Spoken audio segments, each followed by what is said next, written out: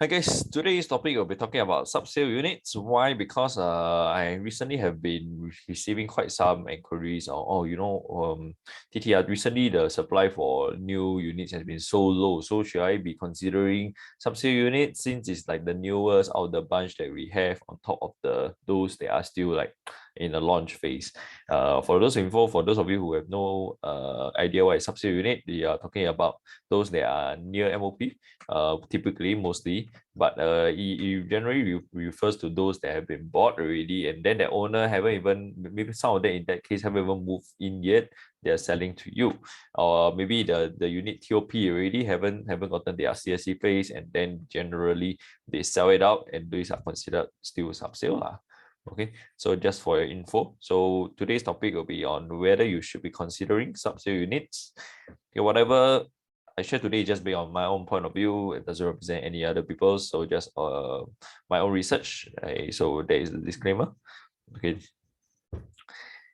Okay. I think we generally understand why people want to look at subsale units. Why? Because you basically you don't have to wait for very long. You just maybe wait for a few months, you wait for the people to complete, and then we rent somewhere or stay with parents or find some other alternative accommodation for a few months.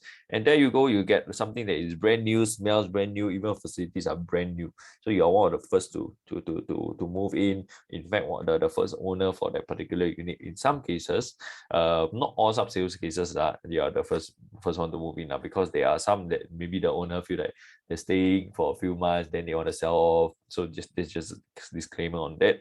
But generally, why? Because I think we Singaporeans, we love the shiny new things. We are willing to pay 100+ K for a COE for new cars, even though it doesn't make sense compared to other countries. Some other countries just for COE alone can buy luxury cars, but we Singaporeans, we love shiny new things. So definitely this is always in the conversation. And in fact, if you've seen some of the recently TOP condos, the transaction volumes are very high because of the interest that people generally have in new condos newly TOP condos especially. So you can see everything looks nice, brand new, tempting in this picture over here. I wouldn't blame it. I wouldn't even say it doesn't make sense, because it does make sense on an emotional basis, but whether on a financial basis, we'll find out. So at the end of the day, I think it's important for us to know what is the objective of us buying this property. Are we buying for own stay only, or are we buying for a capital appreciation, or are we buying for both? And how much of a balance are we willing to strike? Are we leaning more towards the own stay element, or are we leaning more towards the capital appreciation element? Okay, there's always a spectrum. Which one are you more into lah? Oh, so I think that is something that is very important for us if we want to look at subsale as a form of as one of your options when it comes to property purchase.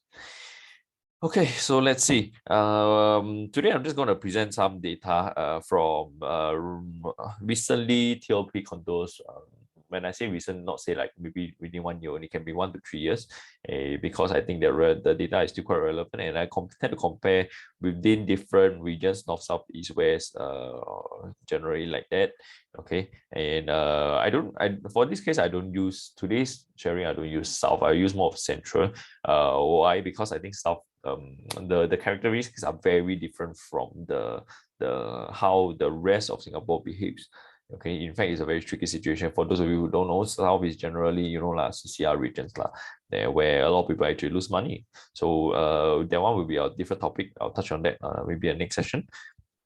So now this one is on the for the west side. There is this is a newly not say newly TOP condo recently TOP condo. That's why you can see the subsale tag over here, and then some of them recently hit the 1 year mark already, and then become resale. And then let's take a look at step 10, for instance. Let's zoom in. Okay, let's see. Step 10, 12th floor, transacted September last year at 1,005, and then you got 13. So basically, it's like 12 didn't really make money. Must see the higher floor actually sold at a lower price.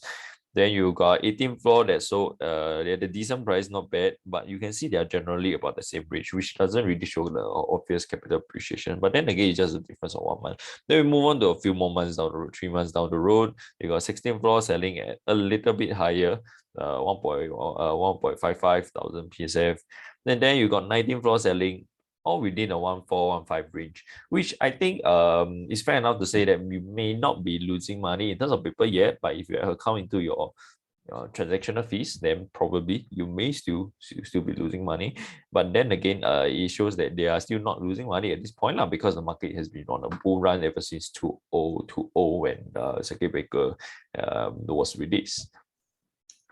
Okay, and then you can see, so but from here to here, from 12th floor to the 19th floor, I think less than 100 PSF jump is not really considered capital appreciation, because I understand there are people who have been thinking, oh, I buy TOP, guarantee more or less I can still move up in terms of pricing. May or may not be. It really depends on a lot of things. It's not just simple things like, oh, TOP, then 1 year later you will be selling higher. That's not always the case. Okay, we'll be looking at other regions. So this is for the west region. Then you got to look at something that is more of a central region. Other the size, the inconsistency, because I'm trying to find something that is more consistent. So I use this in this case. Just now this one was a little bit bigger, 1,000 plus. This one is 6,000 plus, because I have to look at some unit types that are more transacted more often. So I have to get something that is a little bit more consistent. So 600 plus, around here we look at the 600 plus. They have been transacting since last year August till now. Difference of almost I would say 9 months. 9 months. So they have been transacting at 2,000 plus, 2,000 plus, 2,000 plus, 2,000. Not much of a difference. Added a little bit, maybe 50, 60 PSF. But then again, if you factor in the different layouts, it's not really like a apple for apple comparison. But then again, in this line, we don't have a good spread of timing difference. Last year August we got this stack, and then now this period we got the same stack selling. We don't really have like a consistent comparison. So this is the nearest that I can get lah.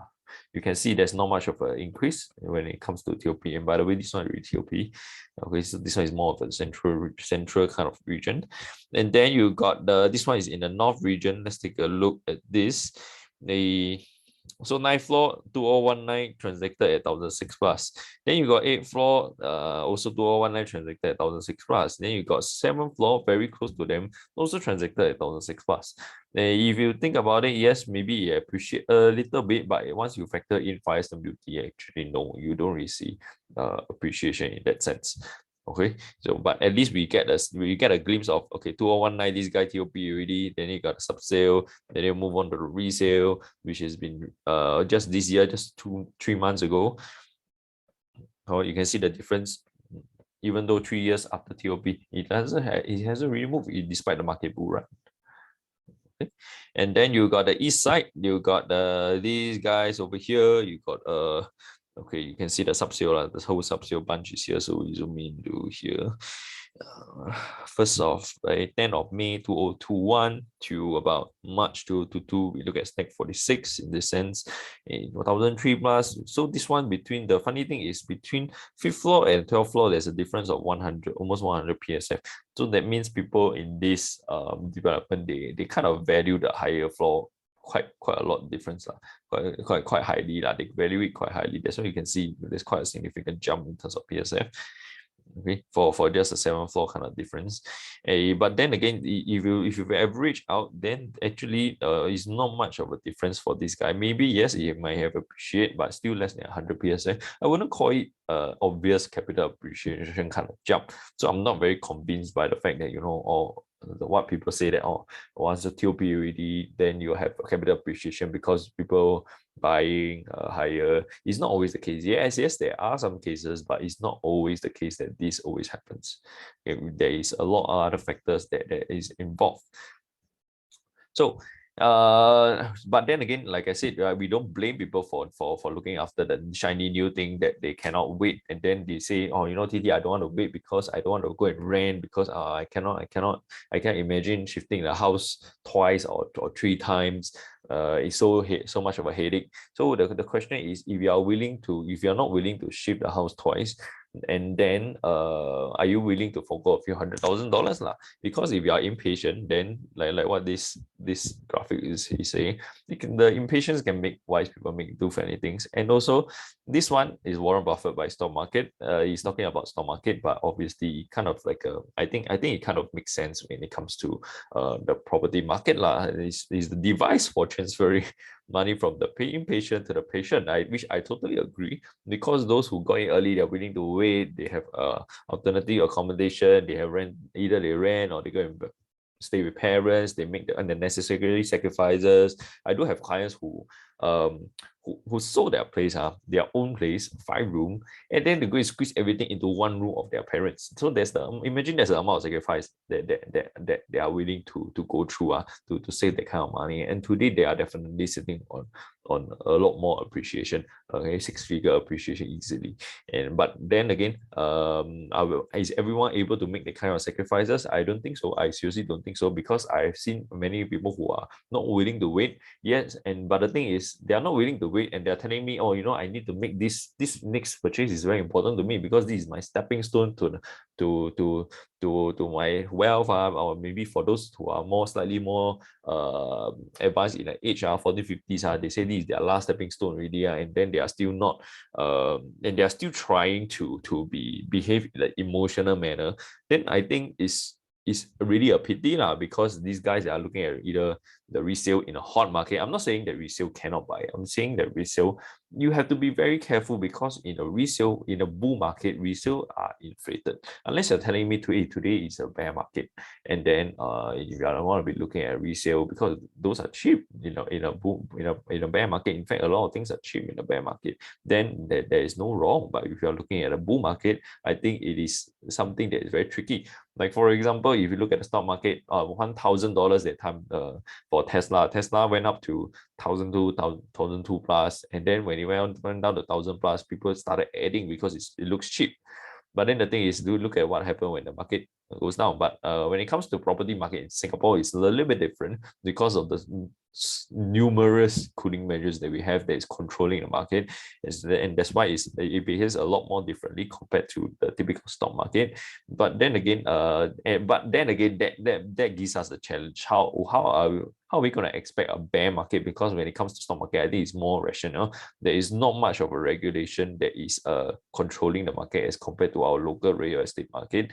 So a bear market, I think, is imminent when it comes to the stock market. Whereas for our local real estate market, I think it's very different. If you ask me what are the real factors that's going to be triggering bear market, I would say very, very significant cooling measures, which I think the government is not planning to do for now. Because yes, the market is hot, but is it like hot to the extent that they're going to implement something that is super major, something that will kill the market? I really don't think so, because our fundamentals are not that far away from the prices of the properties nowadays.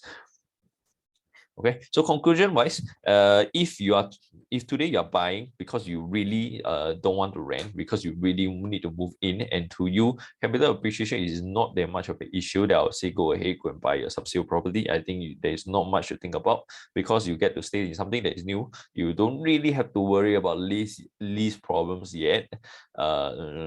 So, and then you of course you have to pay a premium for that lah, because you have to pay somebody who has waited that 3 or 4 years for you, take that waiting time for you, and then you have to thank them by paying them a few $100,000 ma. I think it's fair enough, right? For the amount of sacrifices they went through. But then again, if you are looking at capital appreciation, you want to max out your spectrum is more of the capital appreciation, right? Then you may want to look a little bit more elsewhere, other options as compared to subsale units.